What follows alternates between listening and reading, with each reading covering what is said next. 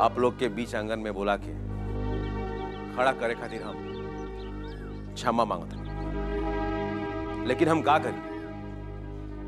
आप लोग जौन हमरा संगे कैले हैं वो हम कब तक चुपचाप बर्दाश्त करी? ब्याह के पहले एकरा बीमारी के बारे में आप लोग सब चीज छुपा दे। यो हमरा से एकांत में मिलली, सब कुछ बतेली, लेकिन कुछ बतैली नहीं। अरे कैसे बतावस? माई बाप सिखा दिले हुई है कि कुछ बताइए जानी। एगो उल्लू मिलल बा, ओकरा से सब कुछ छुपा करके अपन सुंदर चेहरा दिखा करके बियाह करके घर बसा ला। का बाबूजी सांच कहत है ना?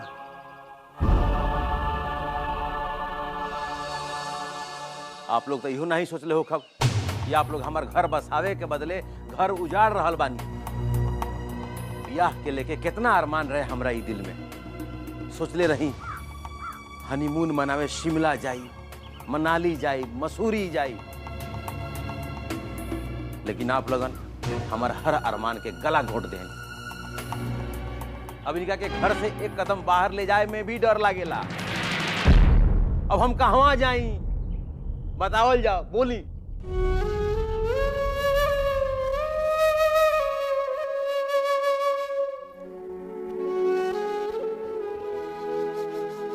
हम जानत है कि हमारी सब बात के कोनो जवाब नहीं है आप लोगन के पास।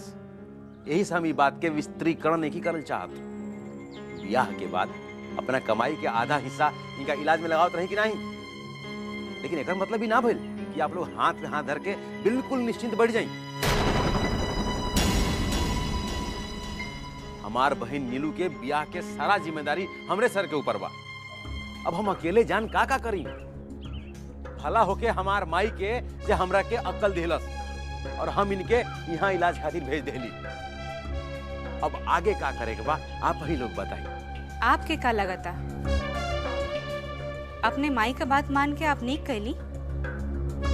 आपके माई आपके जौन भी बुद्धि देली वो सही होला? निर्मला, देखी दामाद जी, आपके सब बात जायज बा। हमने वो आरती के इलाज के लेके सोचले बानी, एक बढ़िया डॉक्टर से इलाज कराए। अभी को पूजा खातिर अच्छा रिश्ता आयल बा। अगले सप्ताह कौनो भी दिन लड़का वाला पूजा के थे के आवे वाला बाड़न। ओकर बाद हमनी आरती के लेके शहर जाए इलाज खातिर।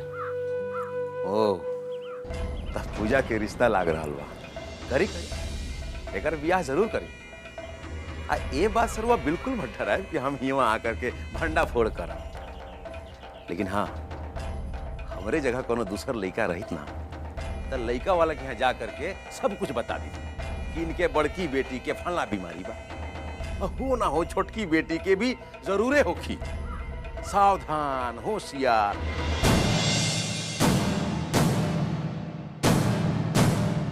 हमरे जगह कोई दूसर जवाई होइत ना तो आप लोगन के ब्लैकमेल कर सकत रहे कि पहले हमरा मेहरारू के इलाज कराई तबे हम पूजा के बियाह होके देव, लेकिन हम ऐसा ना कर।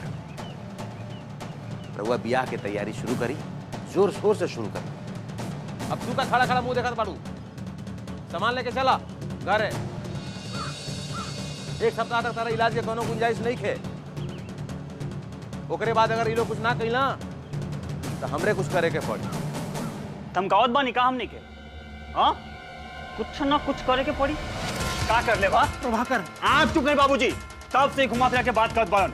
हम सब समझता नहीं। उन्हें जैसे दूध से धुलक रेलवे में 4th क्लास के नौकरी करलन और का खाता लन कि रानी है। आप भी हमने सबके आंखें में धूल झोंकले हैं। चुप रहा प्रभाकर।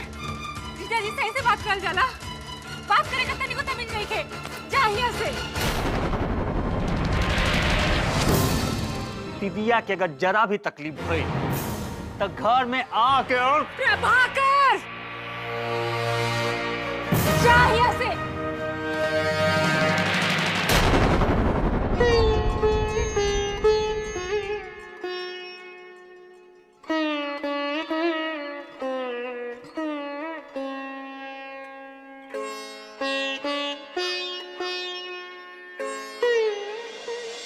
जा जा और कितना अपमान करो इबू। जा जाके सामान लेके आवो। माई जी, इतना सब कुछ होखला के बाद कोई दोसर होइत ना तो आपके बेटी के छोड़ के चल जाई।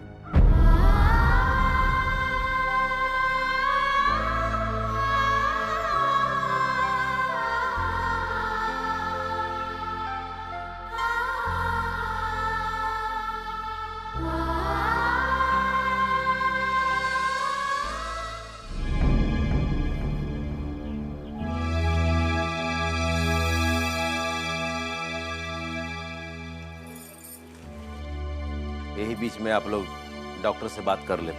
और हाँ, पूजा के देखे जब लड़का वाला ही है ना तो एक बार बताइब जरूर। हम आके थोड़ा सेवा सत्कार कर दे। अच्छा चलो, प्रणाम। चला।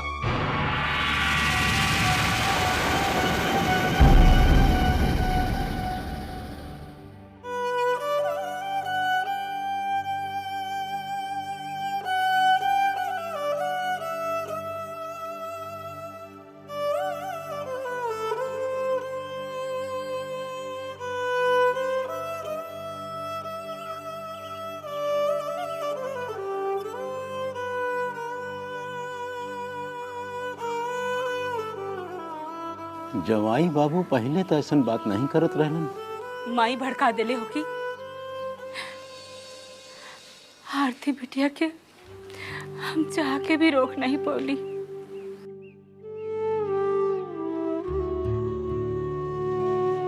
पूजा के ब्याह में जरूर कुछ गड़बड़ करी।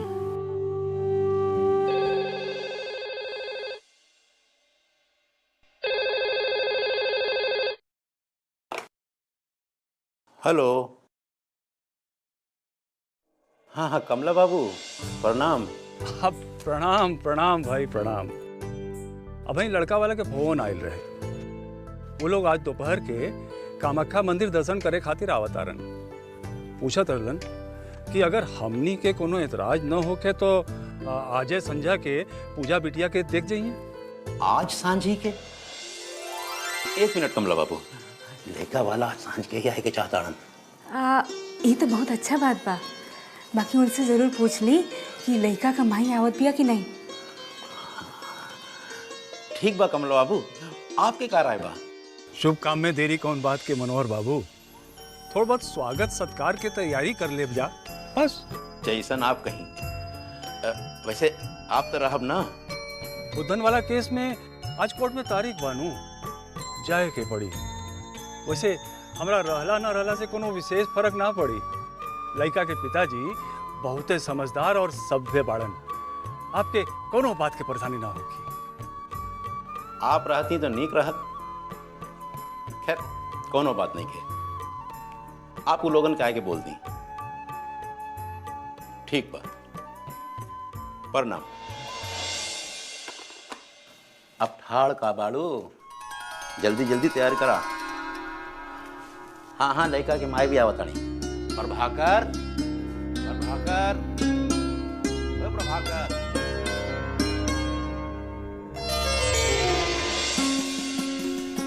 पूजा, पूजा बिटिया, पूजा बिटिया, जा जल्दी से तैयार हो जा। तो कि देखे लड़का वाले आवत हुए। अब बहन? हाँ, अभी थोड़ा देर में ही है। जा जा जल्दी तैयार हो जा। माई, अब बहन ऐसा परिस्थिति में हमरा बिहाई के का जल्दीबाजी बा? 1-2 साल और रुक जाना। 1-2 साल बाद भी तू ये कहू बिटिया, जितना जल्दी तुहार बियाह हो जाए ना उतना जल्दी हमने निश्चिंत हो जा। तैयार हो जा, तैयार हो जा बिटिया।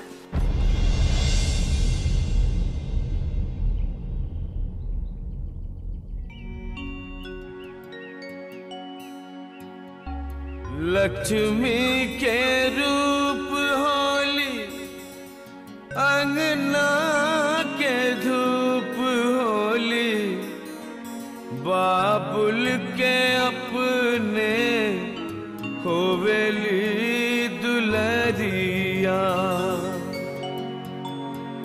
माई के प्यार का है बन जाला भार का है, जस जस बबनी के बढ़ले उमरिया, जस जस बबनी के बढ़ले उमरिया।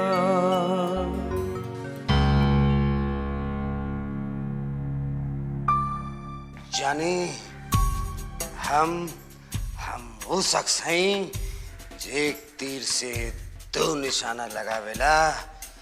ना ही हम बहू के कुछ हो देहब, ना ही तहरा के। चुप करिए आप। बड़का बाबा गलती से आपके नाम राजकुमार का रख दे ले, जानी जानी मत करिए। बहुत हो गई राव नौटंकी, जाइए यहां से। देख लो दीपक के माई, तुहार बेटा कैसे बोला था? ठीक के तो बोला था। आपके पियकड़ी के चक्कर में आके ही बिया भइल बा। आपके गलती के परिणाम सारा परिवार भुगत रहल बा। सगरो गलती वो लोग करी और हम चुपचाप साथ रही, कुछ ना बोली।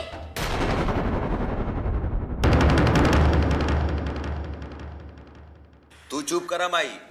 तू और कुछ बोल लू तो एकर भाई गब्बर सिंह आ जाई और हमनी के ओकरा दीदी के जरा भी परेशान कैली तो घर में घुस के हमनी के गोली मार दी। एक हफ्ता हम और रुक जाते हैं, फिर देखत है कि के केकरा के गोली मारेला।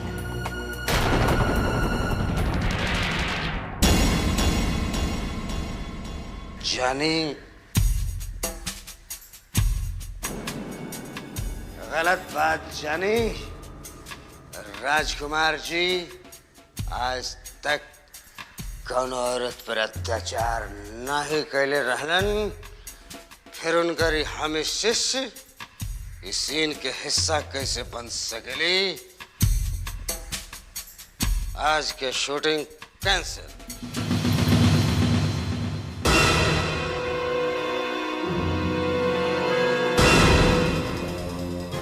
तोहार भाई जौन आज हमार बेटा के संग कहले बा, उहे यदि हम तोहरा साथ करल शुरू कर दी तब, हमने तोहरा साथ हाथापाई करल शुरू कर दी तब।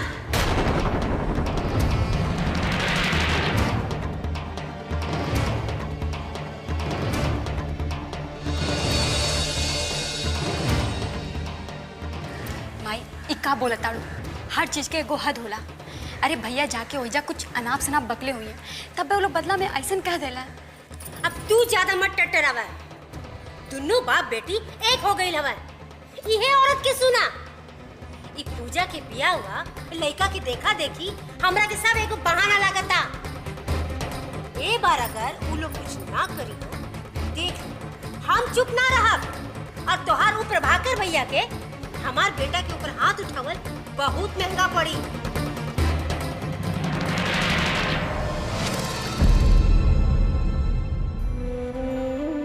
भौजी मत रोए। माई के स्वभाव तो आप जानत ही ना। हाँ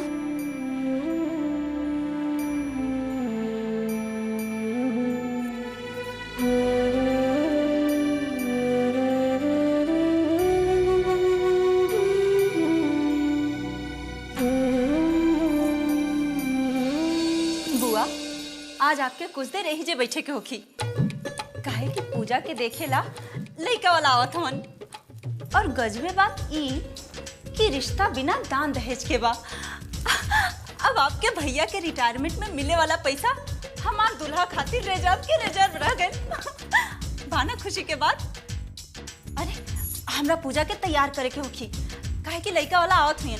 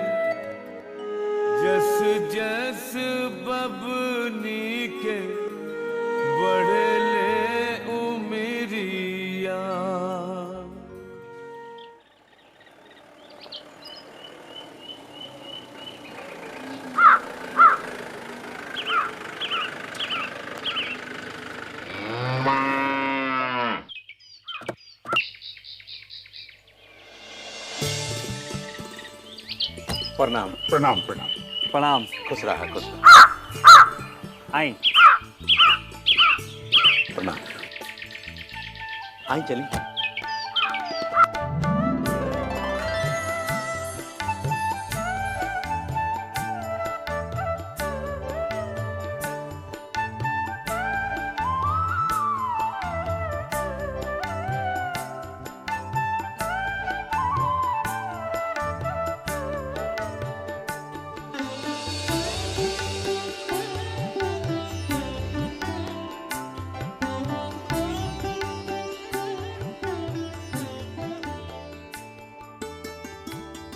एक मिनट बेटा, लेकिन और सब बुरा मत मानो। आज हम सब उपवास पर बानी।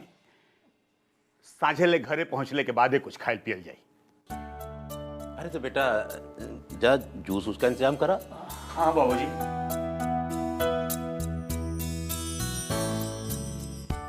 कमला बाबू कहत रहलन कि आप लोग के पूजा बिटिया के फोटो बहुत पसंद आयल है। हाँ जी हाँ, हमनी के तो लड़की देखले के जरूरत ही ना समझले रहनी जा। आपके बारे में सबके सब पता ही बा। हम तो सोचले रहनी कि सीधे बारात लेके चलो, लेकिन आजकल के जनरेशन के बारे में तो रोरा जनते बानी। काल हम पे केहू दोष न दे, यही से हम सोचली कि लड़का लड़की आमने सामने एक दूसरा के देख ले तो ठीक नहीं।